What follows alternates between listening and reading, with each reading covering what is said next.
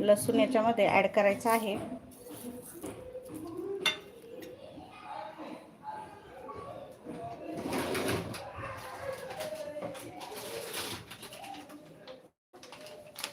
आणि त्यानंतर ही चटणी बघा मस्तपैकी अशी झणझणीत तिखट असते, तर त्यामुळे इथे तिखट थोडं जास्त टाकलं तरी चालतं.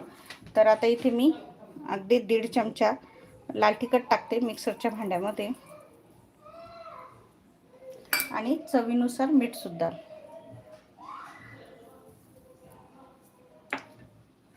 चला आता हे सुद्धा आपण मिक्सरमध्ये फिरवून घेऊ, म्हणजे आपल्याला ही चटणीसुद्धा अगदी लवकर तयार होईल.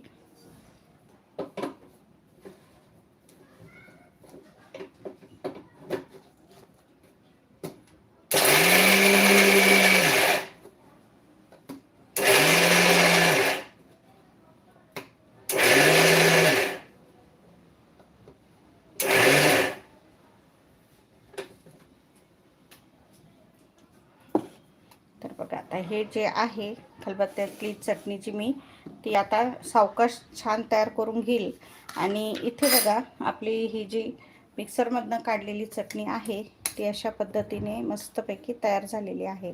तर इथे थोडीशी जाडसरच आपल्याला ही चटणी इथे ठेवायची आहे, जास्तही बारीक करून घेऊ नका. तर आता एका प्लेटमध्ये आपण हिलासुद्धा काढून घेऊ, म्हणजे आपली जी चटणी आहे तुम्हाला ती छान व्यवस्थित